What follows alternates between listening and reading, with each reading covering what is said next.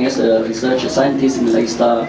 So first of all, I'd like to thank Hoa and the organizing committee of Dong Hanh for the kind invitation for me here. And this is an honor to speak to you. But this is my very first time that I speak in a subject that has nothing to do with chemistry, with bottom flask and test tubes. So please bear with me if I struggle with words.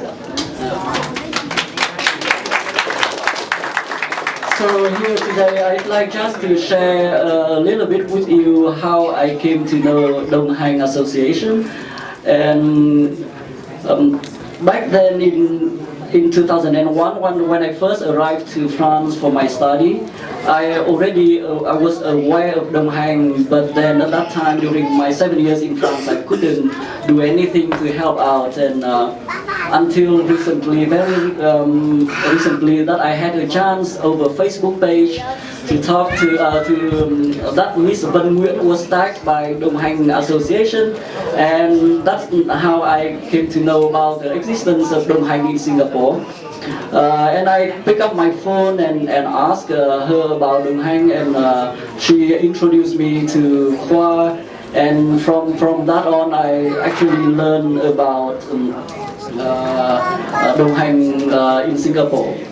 So my very first time that I came to the selection of scholarships, I think about a year ago or so, I was very touched with when I read a lot of difficult situations of students which are really talented, but then have to bear with the difficult situations in life. So at the time I actually asked why do you choose, why does your organization target students but no one else? Like, because if we think that there are many people in need, but why do you guys target to help students? And I got the very sensible and simple answer is that the students who are now in university, they are the future of our country. So if they are in difficult situations, and if they have enough help to help them overcome all the difficulties that they will be our future of our country. And I find that is so beautiful to know about that, especially Hoa, the president of the association, is also a former scholarship student.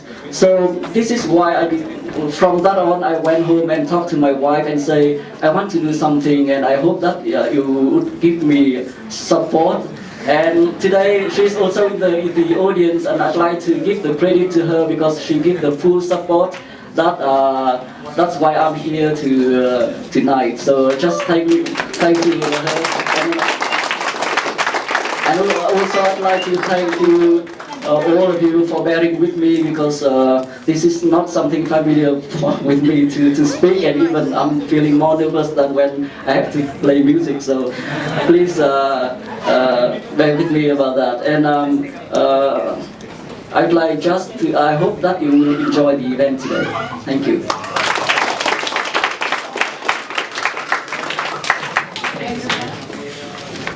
Thank you, Mr. Minh, for your wonderful sharing.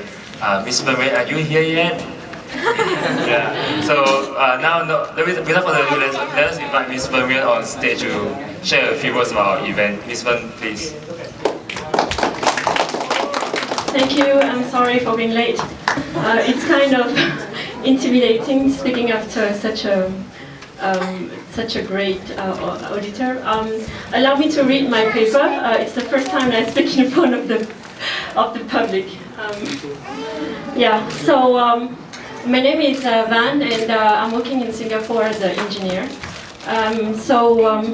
2 years ago, through an introduction of friend, I got to know about Dong Hanh.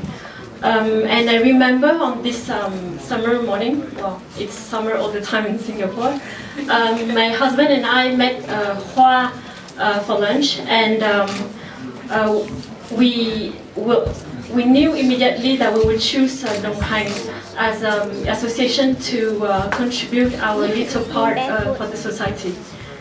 Why? Because the activities of this association were very transparent, and Hua was extremely genuine and very sincere.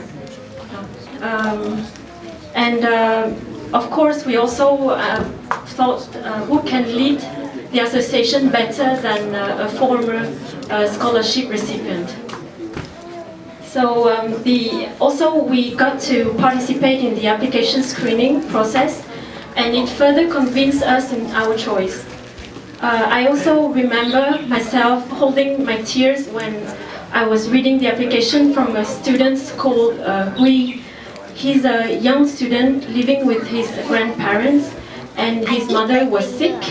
His brother is deaf, and his brother was jobless. So still we had outstanding records. I had Hui over the phone one day when I was in Ho Chi Minh City, and Hui told me over the phone that the scholarship had helped him to pursue his study. Just let me tell you a bit more about myself. So at the age of 17, I knew that I wanted to go to France for higher education. I got accepted in both university and what they call a classe préparatoire, which is how can I say, preparatory class with very tough study, but then very elite and selective. So then my parents gave me 5,000 euros and told me that it was the budget for the coming years. It was a very significant amount of money, and it represents about 10 months' salary from both my parents